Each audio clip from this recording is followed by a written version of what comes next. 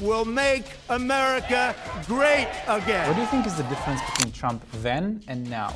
Predicated on the America first. Pulling out of NATO. The United States just does not have the leverage. The United States, according to Putin, has a spot at that table. Do you think Elon Musk will take a public office within the Trump administration? I mean, him and Trump, were pretty chummy. If he were president, no wars would happen. What will Iran do? So if that war ends like that, it's going to be a catastrophic, the war is going to be absolutely catastrophic. What do you think is the relationship between Central Asia, Uzbekistan in particular, and the U.S. going to be like? Uzbek restaurants are opening up in the United States, not just in New York anymore, right? I just find that the United States needs to continue to take Central Asia seriously. Hello and welcome. Today we are going to discuss the U.S. and Central Asia relations during the first Trump presidency and what his historic win in the 2024 election means for Uzbekistan. To do that, we have invited an expert in international relations, Dr. Michael Rossi. Thank you for joining us. Thank you for having me. So I would like to start by talking about the Trump presidency, his first term. Could you give us a short overview of what it looked like?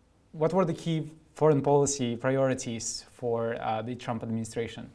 Well, we oftentimes think of Trump's foreign policy as predicated on the America First narrative, which gives one the impression that it's rather isolationist. And Trump's foreign policy, interestingly enough, was not isolationist at all. Just a couple of things to remember. Trump was the president that officially moved the American embassy in Israel from Tel Aviv to Jerusalem, right? Formally recognizing Jerusalem as the so-called rightful capital of Israel. Trump also went to North Korea and personally met with Kim Jong-un. So this is, no matter how you look at this, I mean, this was considered to be a major milestone in at least trying to thaw relations between the two countries. Now, mind you also, Trump said a lot of critical things about North Korea in his Twitter. So, Trump's foreign policy, it's difficult to pigeonhole as to whether it's isolationist, whether it's expansionist. I think that the best way to describe it was, well, America First, which places America's strategic and national interests at the forefront of anything that it does. So in maintaining its relations with key countries around the world, the United Kingdom, Israel, the European Union, Japan, South Korea, these things don't change. But what does, or what did in Trump's first term, was making it abundantly clear that this partnership is first and foremost predicated on what America's interests are prioritized in more than anything else. Talking about his foreign policy, what do you think were the key priorities towards Central Asia? Central Asia, I don't know whether this is good news or bad news. It's just news. Central Asia remains largely peripheral to American interests. The last time Central Asia factored into anything national security or geostrategic was during the War on Terror, simply because the United States needed air bases close to Afghanistan. Once the Afghan theater had closed, and by that point, most of American air bases that were leased to the United States in Uzbekistan and Kyrgyzstan were shut. United States every so often will make some rhetorical statements about Central Asia, usually bringing up the issue of political civil liberties. Sometimes Central Asia is too close to Russia. They're not taking more of a stand against Russia on Ukraine, but that usually is as far as it goes. Our presence in the region is still rather cosmetic when you compare it to Russia, China, Turkey, Iran, to say at least for those. And do you think by investing into Uzbekistan, the U.S. is trying to kind of counterbalance Chinese and Russian presence here? Because, we have the U.S. aid making millions of investments, millions of dollars of investments, and We have a lot of exchange programs, educational programs. We have a lot of American businesses here. So, like, what is the U.S. interested in, and what is it doing in Uzbekistan and in Central Asia? Well, America's interests usually can be found in the capital city, either that or usually the number 2 place. In the regions, it tends to still be more infrastructural connected to that of Russia and China. The other thing is, and this is not just Central Asia, but this is usually seen in a number of other countries, particularly the Balkans, the former Yugoslavia, and some countries, others within the former Soviet Union. The United States does invest in projects, but they're not visible, they're not tangible outside of outside of the consumerist. So a coffee shop, a shopping mall, a business, this clearly has an American label to it. Yeah. But this is primarily geared for the consumer class. And so it's by that measure geared towards the upper middle class urban dwelling population, right? The larger infrastructural projects and the ones that involve multi-million-dollar deals involving oil and natural gas, this is still the vocation of Russia. The major infrastructural projects like roads and bridges and dams and building projects, this is the vocation of China. The United States just does not have the leverage to counter those, even though we are very much here. And we have an American university in Tashkent. Now 2 universities. 2 universities. Yeah, the American University of Technology opened. That's right. Arizona State, yes. And this is primarily, as I said, geared more for the upper class urban dwellers. And when you look at wider projects, the Russians, the Chinese, the Turks, the Indians, the BRICS members, right, the rest of the global South and the global East, right, tends to have much more of a tangible presence. So then why the U.S. is basically interested? Like, what's the core reason, do you think? I mean, it's opening up. I mean, Central Asia is opening up. The region is no longer just seen as a peripheral group of stand countries. Yeah. We are, as I like to say, sort of the Johnny-come-lately to the region because the East is the new West. And because Central Asia, specifically Kazakhstan and Uzbekistan, are opening up to foreign investments. They are eager to play what President Tokayev refers to as multi-vector foreign policy, right? In which case they are neutral, officially neutral on rather controversial issues, but they will work with the Russians, the Chinese, the Americans, anybody.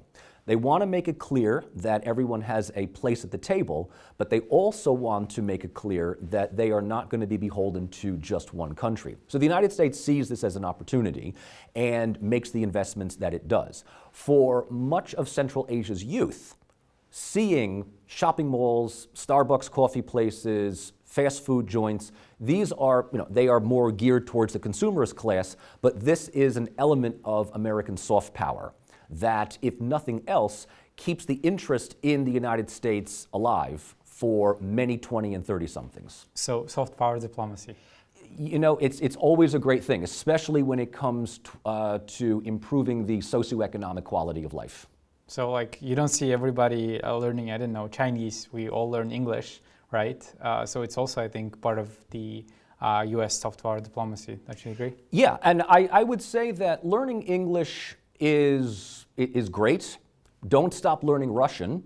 Keep being able to speak 3, if not 4 languages, right? Most of my students are trilingual, right? Russian, Uzbek, or Tajik, English as well, and then they're picking up a 4th language, whether it's Korean or Arabic or Turkish or Spanish.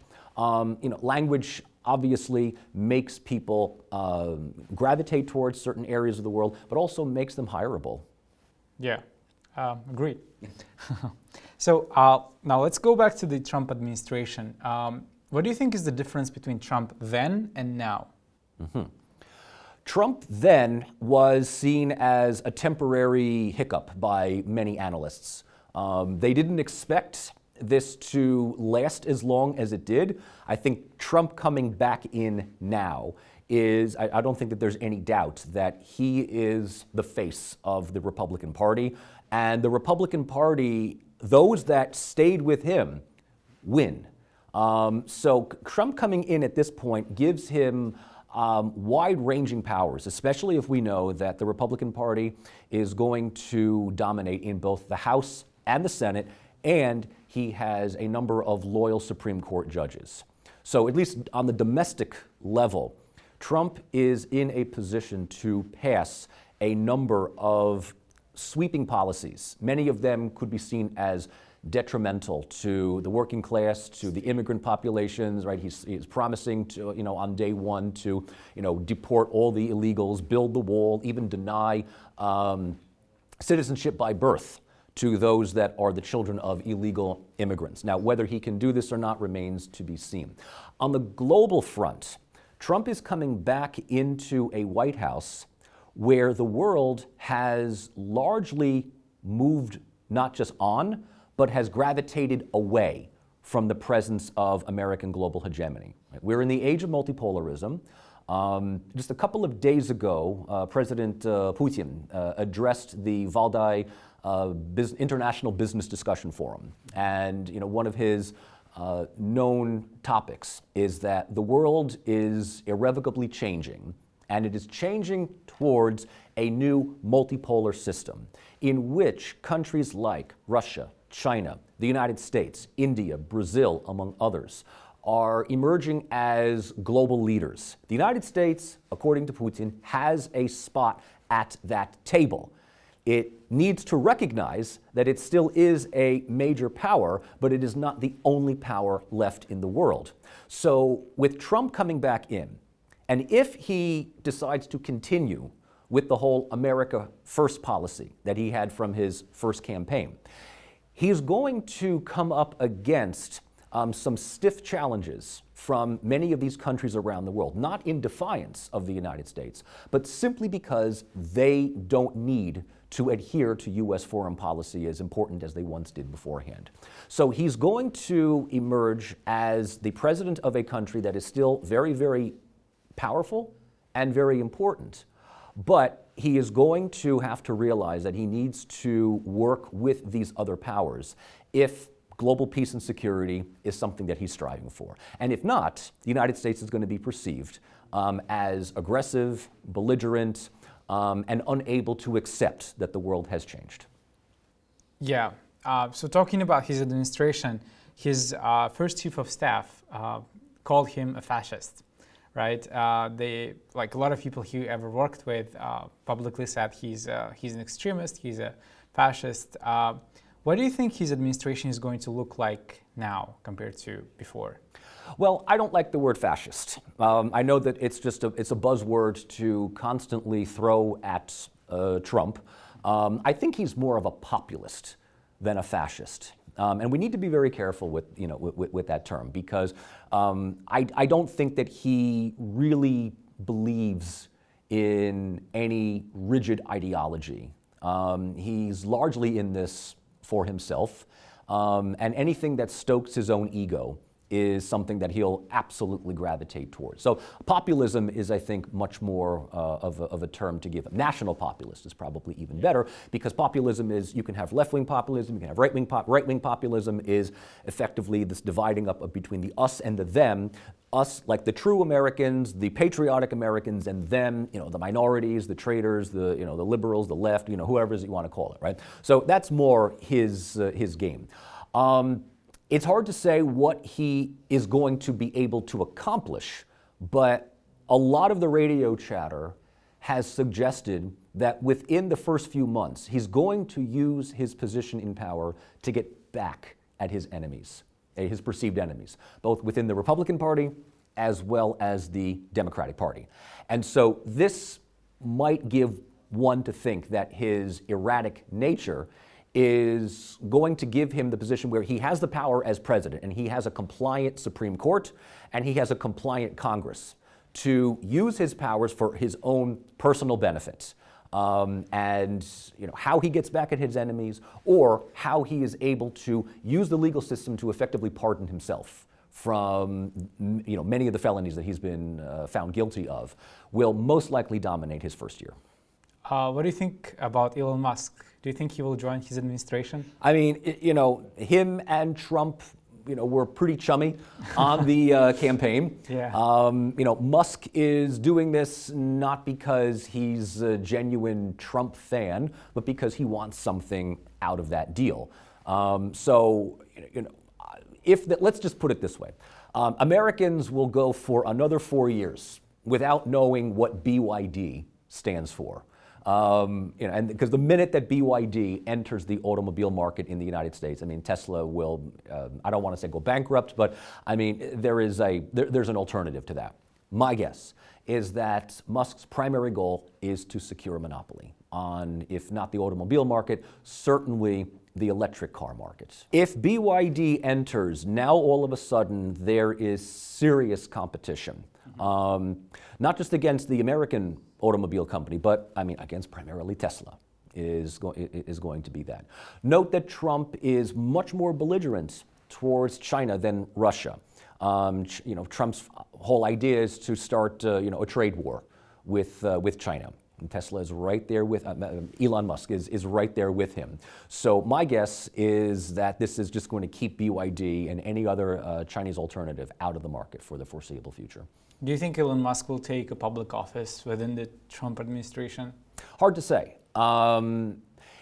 He could be appointed within his cabinets, right? Presidential cabinets, you don't run for these things. You can be appointed regardless of your experience, your knowledge. It largely is the president can appoint whoever he or she wants. I wouldn't put it past Musk to petition for one. It would be really something if Trump appoints Elon Musk Secretary of Labor, because I can't imagine that happening. But stranger things have happened. Or it just is simply that Trump will have key friends and allies in high corporate positions. I see. So I'd like to talk about Trump's stance on climate change. So during his first presidency, he pulled out of the Paris Agreement, which is on the climate change, right? And then during the Biden administration, he signed the agreement again, making the U.S. part of it. Do you think once he returns to office, he will retract from this agreement again? It's likely. If he remembers that we are back on it again. Yeah. I mean, in many cases, the reason why he pulled out of the Paris Climate Accord is not simply because he's a climate change denier, but he's pro-business. He's pro-corporation, and corporations give him lots of money and lots of support in return for him using his lever of power to deregulate even further. So if he pulls out of the Paris Climate Agreement, we need to make this very, very clear. This is a business decision, not so much an environmental decision. Unfortunately, green energy doesn't pay as much as many would like. And the fossil fuel industries are absolutely determined to stay alive up to one day after the current CEOs die. So, I mean, in this case, I would say that this is going, if he does pull out, it will be, as I said before, largely in meeting, probably with Musk as well, meeting the requests of many, many corporate heads. Don't you think it's a bit unethical? I mean, if the largest economy in the whole world pulls out of an agreement that basically says we have to protect the environment and climate change is real, other countries will follow as well? I mean, Trump did that in, what was it, 2016? 2016, 2017. And there weren't any other countries that pulled out. Russia is in, China is in... Surprisingly. Now China, interestingly enough, we like to think that China is one of the most polluting countries in the world, yet they also have one of the most active green energy policies as well. So, you pollute, you clean, right? The United States, on the other hand, doesn't see it this way. So, I mean, I could see a couple of countries, like possibly Argentina under the current president Milei, who is an avowed libertarian. If he hasn't done that already, I haven't checked. But I don't think that Trump is going to be somebody that will, go around the world and tell other countries to pull out of this, right? As far as he's concerned, the United States is pulled out, and that's really all that matters. Mm-hmm. I see. Well, one of the main campaign messages of Trump was that if he were president, no wars would happen. What do you think about that? Well, let's see where this goes. Again, the United States is not in a position where it can browbeat countries like Russia to, reach a ceasefire. I know that he's been saying that if he's been elected, he'll end the war in 24 hours. He'll get Putin and Zelensky on the phone, and we'll just, end this conflict.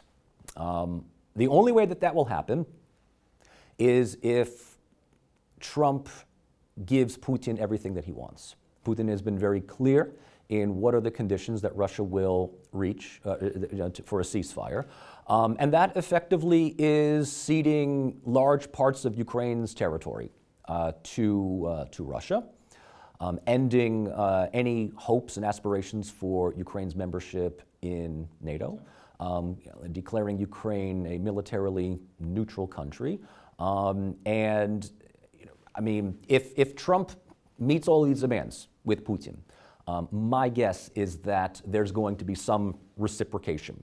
Trump is just simply not doing this because he just wants to end the war. He's been a critic of the war. He says that it's a waste of money, largely because it's something that his predecessor, Joe Biden, was behind. So a lot of times, parties are against something if the opposing side is so vehemently invested in this.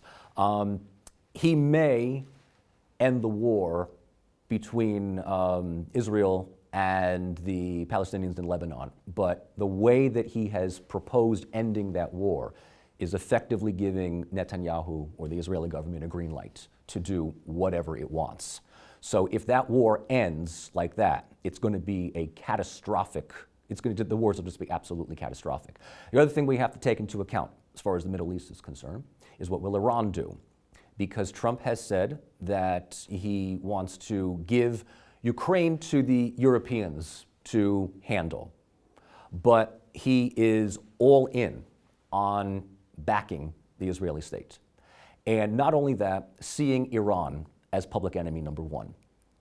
The big problem here is that in attempting to end that conflict, it might escalate it even further by carrying the war directly to Iran, which has strategic partnerships with Russia and China. That is a scenario that I really, really hope we don't get to. So you think there is a possibility that Iran and the U.S. will engage in a war directly? Here's the thing. The United States, and this is not just Trump, this is a history of American foreign policy. The United States will act a certain way towards certain countries simply because they don't like them. Right? We don't engage with any dialogue with Iran because of going back to the Iranian Revolution. It's not even Islamic extremism because the United States has key partnerships with Saudi Arabia. So it's not that. It's more geostrategic. It's more of a competing national interest. We do the same thing with Cuba, with North Korea, and with Russia. Interestingly enough, Trump went to North Korea to meet with Kim Jong-un and received widespread opposition and condemnation in the United States. How dare he speak to Kim Jong-un? How dare he reach out to Vladimir Putin? And I'm no Trump fan myself, but his response was, what's wrong with speaking with these leaders? They're the heads of state, right? Don't you want to at least find some middle ground, something in which we can talk on? The unfortunate reality in American foreign policy is that there are just certain countries that you don't engage with because they're just simply bad. So Iran is one of them, and Trump is full in on this one. I cannot foresee Trump sitting down with the Iranian leadership and coming up with some kind of plan for peace in the Middle East, right? Unless it is full capitulation to whatever Israel wants. In a statement in 2021, after he lost an election to Joe Biden, he declared that if Taliban didn't return mostly defunct American military equipment, and I quote, "we should either go in with unequivocal military force and get it, or at least bomb the hell out of it." That's what he said. That's a statement. And do you think once he returns to office in January, will he invade Afghanistan again? Afghanistan is no longer even remotely on the radar. It's funny, we don't even talk about it. Right? We just do not talk about Afghanistan. And that was largely in a way of criticizing Biden for pulling out of Afghanistan. Though we have to remember, that was planned under Trump's administration as well. The fact that so much equipment was left over, I mean, this is what happens. When you pull out, when you give the weapons, when you give the material to the government that you think is going to pick up where we left off, and the government collapses in as many days as we occupied the country in years, I mean, this is a recipe for disaster.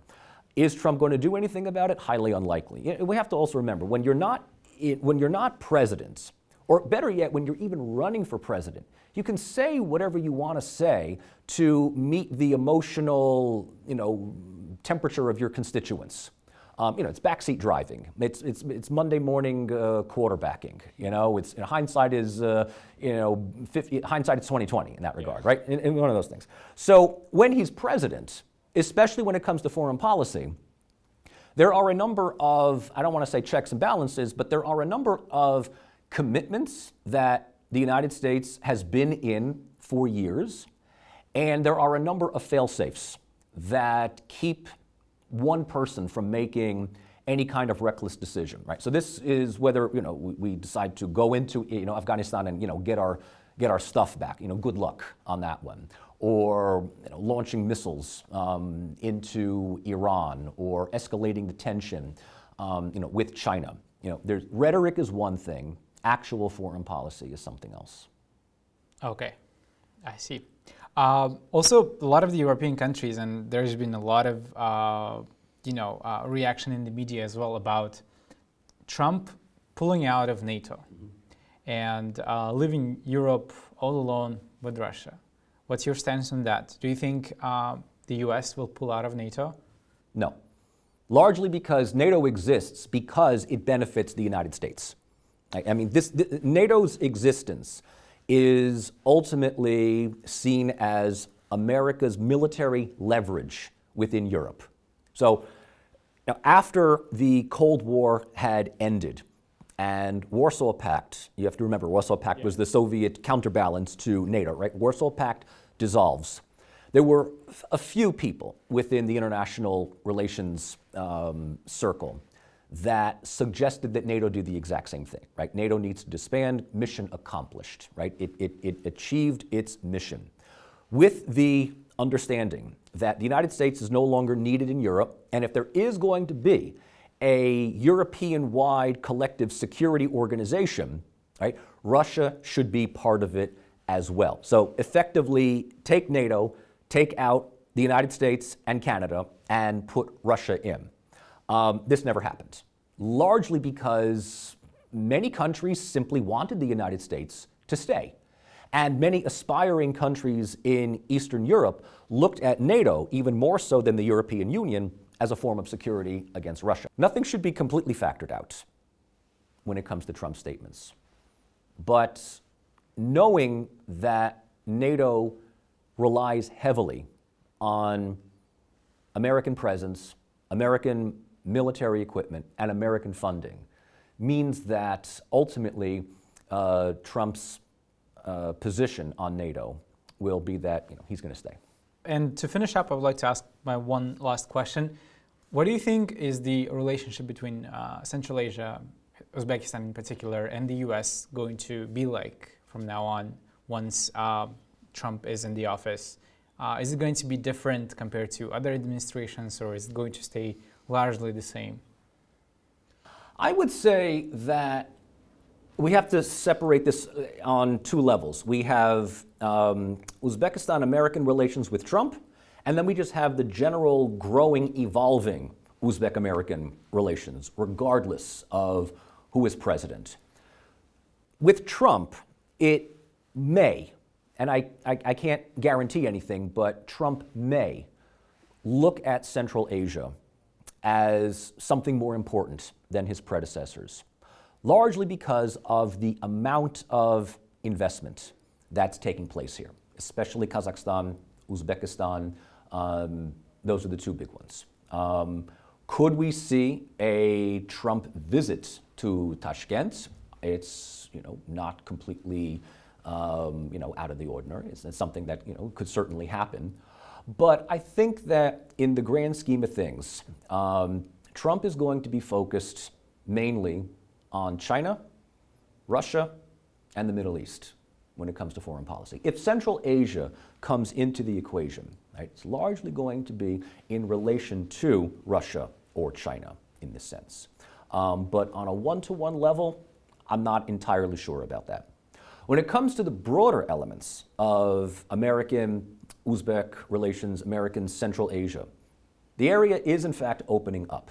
Uzbekistan is engaging in a series of quite successful things that I call nation branding. Right? So the tourism component is opening up. YouTube videos of nature, of cooking, of the food, of the Chorsu markets, of life in Tashkent is becoming more and more popular. Uzbek restaurants are opening up in the United States, not just in New York anymore, right? So I always like to say that food is probably the best way of starting the soft power, right? Uzbekistan has its own soft power, right, as well. And a lot of it has to do, right, with its food. And so regardless of who becomes president, and regardless of whether Trump is in there for 4 years, 2 years, if he changes the Constitution and decides he's going to be there for another 8 years, whatever happens, okay, whatever happens. I just find that the United States needs to continue to take Central Asia seriously, but take it as a series of countries that want a real bilateral partnership, not just simply a client-state relation. Right? In the era of BRICS, the era of multipolarism, Central Asia is absolutely open to working with everybody, with the understanding, right, that we are our own country, you guys, right? We're our own country, we have our own interests, and we will talk to the Americans today, just like we talked to the Russians yesterday, and we're talking to the Chinese tomorrow. Thank you so much for joining us. Thanks for having me once again. Thank you.